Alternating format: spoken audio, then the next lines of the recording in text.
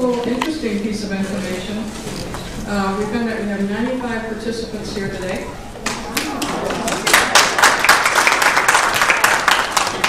From 23 cities. We're trying to figure out who traveled the furthest. Up for consideration are Winslow and Rimrock and Casa Grande and Vincent. Wilcox. Is that the furthest? I don't know. They're all far away. We're at exit 340 on I-10. That might win the prize. Good little piece of information there. This is our advocacy workshop, and we're fortunate today. We have a wonderful speaker in Tim Schmaltz. He's the CEO and coordinator of PAFCO, which is Protecting Arizona's Family Coalition. He has horses from elsewhere. His background from Aberdeen, South Dakota, from Northern State University. He got a BA, and he got his master's in social work from Washington University in St. Louis. He's been fighting for families in Arizona for 40 years, and he said the awards that he has received really for the group because so many people contribute to its leadership. He just was lucky enough to be a point guy for an organization that has done yeoman's work in protecting Arizona's families. He's still fighting the good fight for children and vulnerable adults as part of PAFCO. That is a diverse, nonpartisan alliance of hundreds of social services, health, community agencies, advocacy groups, and faith-based associations. Please join me in welcoming Tim Schmaltz. Can you hear me? Okay. We're going to, in your booklet, you have a summary sheet of a handout. It's called our Citizen Hit Sheet. What I'm going to use is our PowerPoint, and we got about 40 minutes to do 2 hours worth of work. So some of this is going to go very quickly. The rules of the road are real simple. Don't worry about taking content notes, because this presentation and all this stuff is on the website. If you want to write things down, I write things down because I have to. I learned that when I was in the prep seminary many years ago. I learned how to study it. So I write things down. The rules of the road are too, that when you're sitting there and I'm saying something and I'm going, interrupt me, because I will try to answer the question. But if I know the answer is coming, I'll say, we're going to answer that in just a minute. Okay? But I want you to interrupt me at that moment. Now, some of this is going to go pretty fast because I'm going to have to do 40 minutes. I'm going to do 2 hours. And this is called our short version. Okay? First, PAFCO was formed in 2000. We do health and human services advocacy. People feel sorry for me at the legislature because they say, you know, you're really getting attacked. I'm not getting attacked. Poor people are getting attacked. Children are being attacked. Knowledge is being attacked. Universities are being attacked. Libraries are being attacked. Education is being attacked. Yes, the cause of vulnerable children, the cause of poor people, the cause of vulnerable adults, the cause of working families is not popular. It's not a rich corporation. It's not those kinds of things. It is, though in my view, the measure of our society is how we kind of take care of those most vulnerable.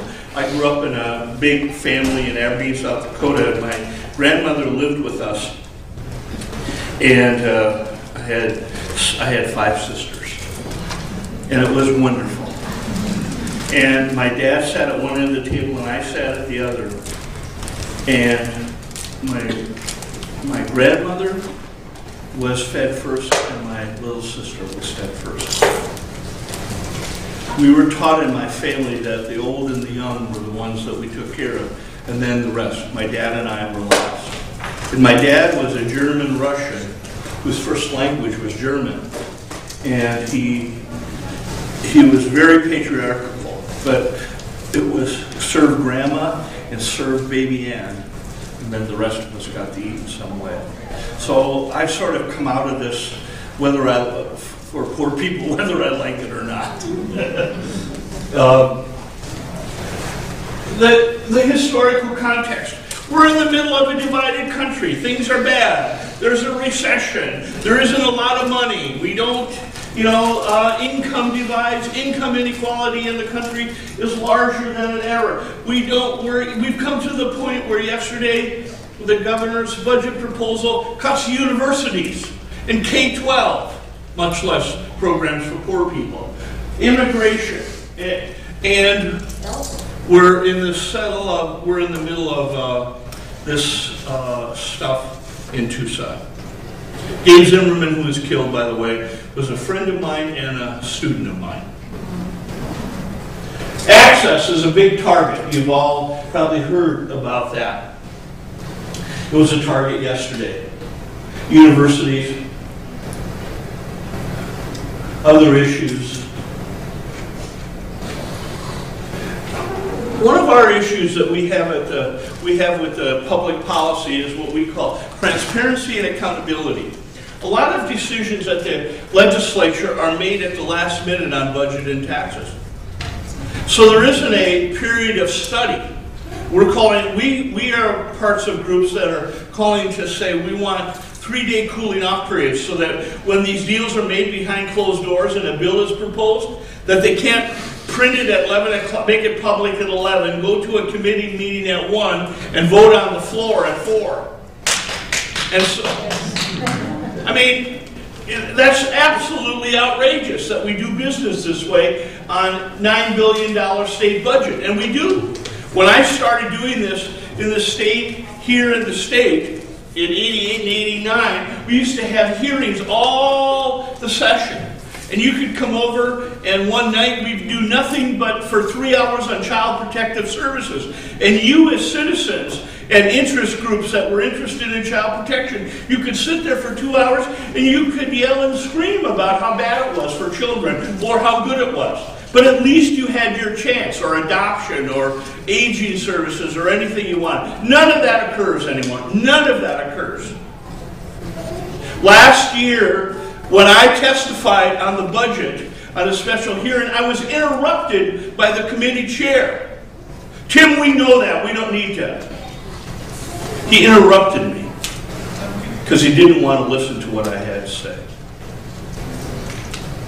So transparency and accountability becomes a really big deal. The Republicans control. That doesn't mean it's bad. It's just they're in control. The healthcare system reform is coming. DES, the Department of Economic Security, the Poor People's Agency, been cut by 33%, behavioral health by 47%, access kid care. We're the only state in the country that doesn't have a child health program. We froze enrollment. We've lost about 30,000 children off of child health. We don't investigate 100% of CPF in Arizona. If you're a woman and you want a domestic violence shelter, there's about a 50% chance when you call in the middle of the night that there'll be a bed available. Just think of that. You're escaping violence. There's a 50-50 chance that there may not be a shelter bed available for you. And as a former family therapist, I know one thing. When a woman decides to leave a violent situation is the most dangerous moment. Because immediately her perpetrator immediately knows that she is free. And he's losing control. The dynamic is just there. And 50% of the time we don't have a bed available. We're one of the few states in the country that doesn't have 100% coverage.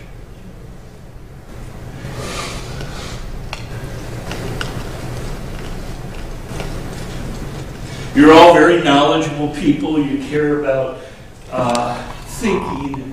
You're critical thinking. You read books. Friends of the library probably are the best readers in the country. But you get it. You understand that political discourse is about about rational dialogue, facts, compassion, values. And in the end, though, this is the hardest idea that you will learn today. You'll want to reject it. It'll make you cynical. I don't want you to be cynical. This is the hardest idea. It's about power. It's not about the dialogue. It's not about the facts. It's not about rational discussion. It's about power.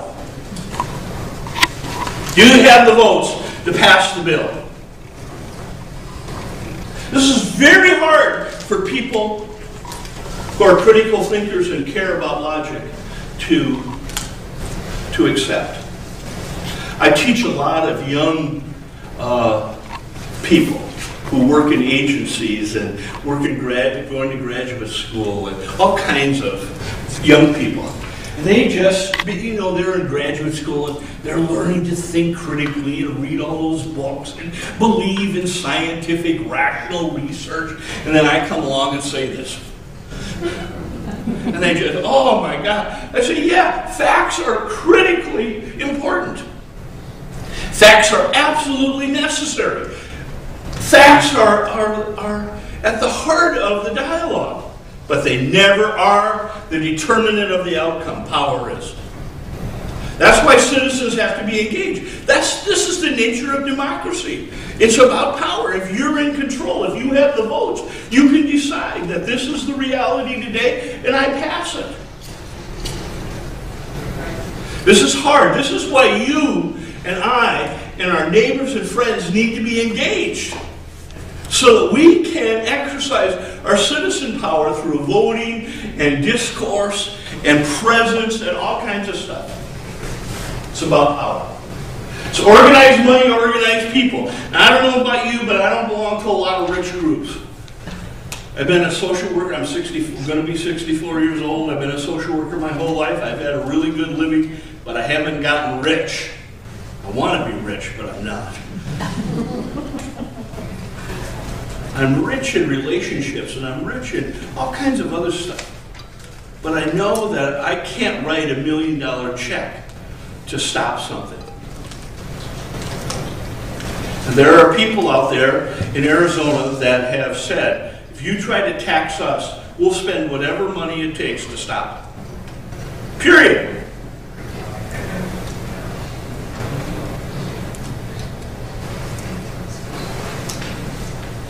Now, I don't tell you about power to make you cynical or say somebody controls it. I tell you about power so we're not naive. So that we're not naive and that we're not powerless. Because what happens is that people want us to stay out of the dialogue. See, if really special interests control the process, and you and I aren't there, then other special interests control it, rather than the people controlling it. So we have to be a part of organized people like you are with Friends of the Library. This is one of the best ways to be a citizen, is to be a part of what you are, Friends of the Library, and to be a citizen, engaged citizen. It's about relationships. How many of you know who your legislators are? How can name them right up? You don't have to do it. I'm not going to give you a test. But you should be able to. You should carry around your little card in your wallet that says, mine are Kimberly Lee, Jim Wires, and Linda Gray, Senator Linda Gray. How sad. Well, it does. And I'm not commenting on who they are, I'm just telling you that I know who they are. And guess what? Even more importantly, they know who I am. They know who I am. Not because I'm the coordinator of PAFCO, but because I live in their district. And when there's a bill up that says, you're going to vote against more control of asthma, I write and say, 2 of my granddaughters have asthma. What the hell are you doing? I'm sorry. What are you doing? Air pollution makes a difference.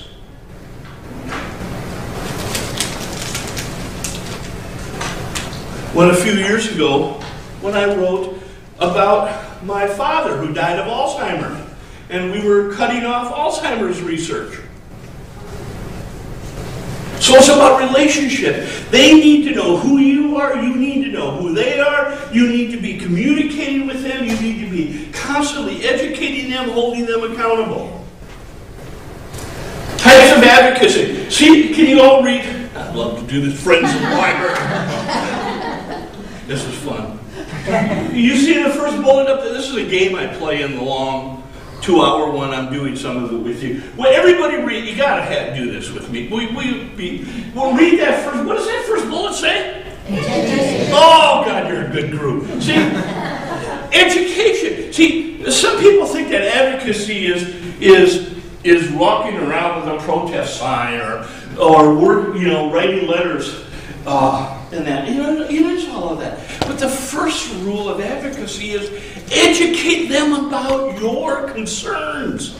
Educate them about the groups that you belong to. Education. You don't have to protest. You don't have to write nasty letters. You don't have to do all of that. But just know that education is the first thing of advocacy. To say, I care about libraries, I care about universities, I care about this, I care about poor people, I care whether children have health care. Education does not occur in a vacuum. We know from the international research, if you're poor, educational achievement is very limited. Education needs people to be fed and clothed and hungry and warm and safe.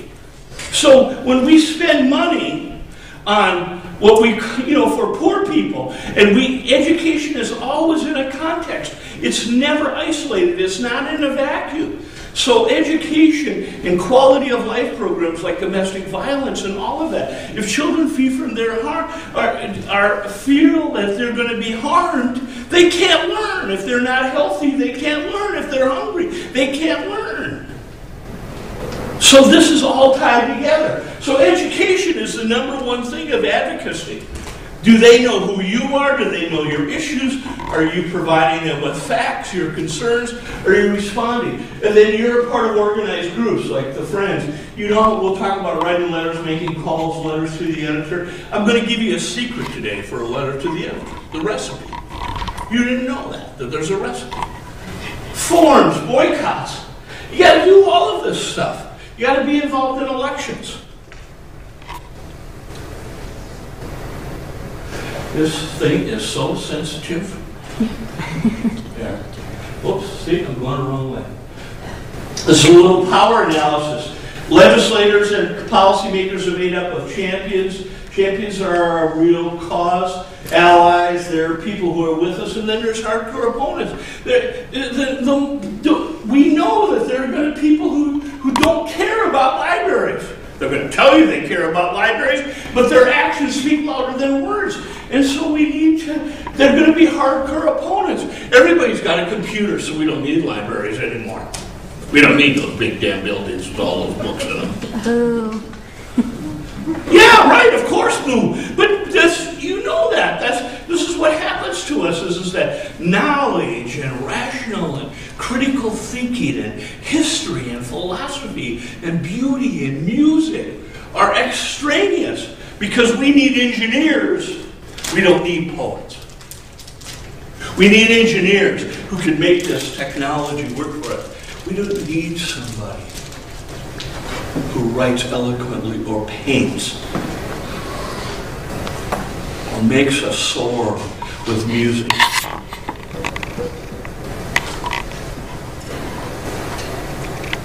Hardcore opponents, champions out, and then mild opponents. Then these are the people, primary and secondary targets. When somebody says they're a target, you learn today that's a term of art in advocacy. They're a target. We're trying to get them. They're persuadable. They're uncommitted. They're open to facts and ideas and pressure. And we're counting their vote. A primary target is always the person who can make the decision. Always ask, who can make the decision? The legislator, the governor, city council, county supervisor, the board of directors. It's always primary target. So primary target is a governor, or a legislator, or a city council person. President Obama is a primary target. A secondary target is somebody who can influence the primary target. Typically, it's a staff person. So at the legislature, though, we want to know who the staff people are who are influencing.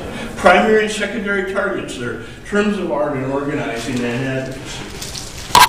Now, if President, you're going to get this one right away. I hate smart groups because you're always ahead of me. I'm kidding. I don't hate smart groups. I love people like you because you play along with the old man.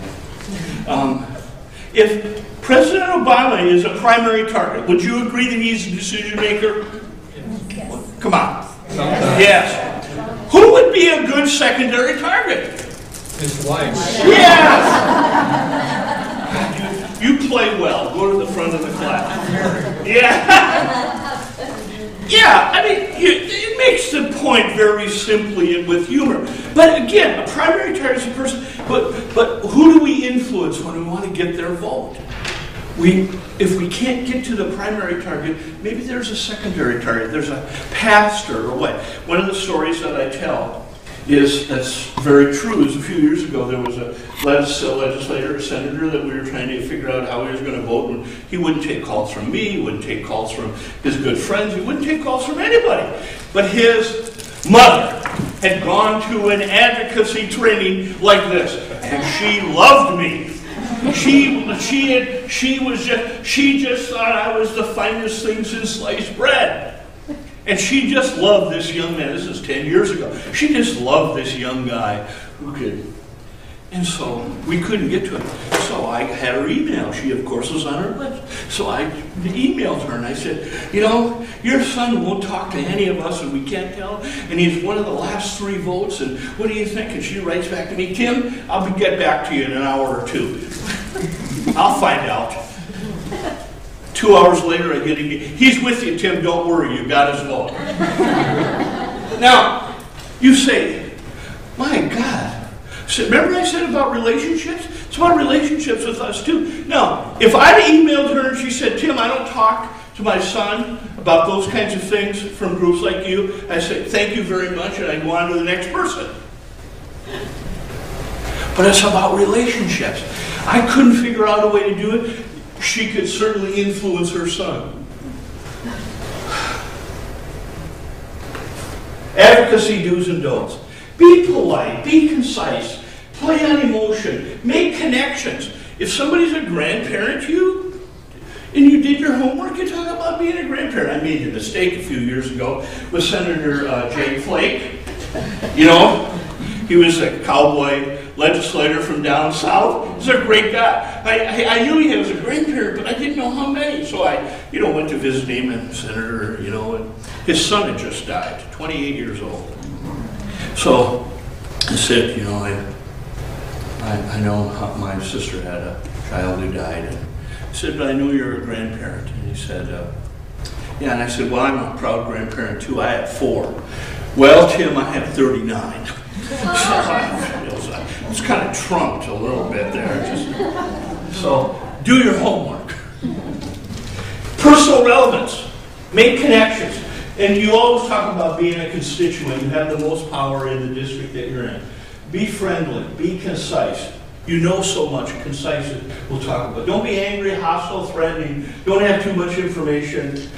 Don't lose your credit. Don't ever be dishonest. Don't exaggerate. Be polite. Now you're going to run into some real jerks. You're going to run into some racists. You're going to run into some sexists. A few years ago, I was there with some young women advocating for domestic violence, 3 young women and me. And we were talking about domestic violence. And a woman senator said to these 3 young women advocating for domestic violence, well, you know, of course, that a lot of those women bring it on themselves.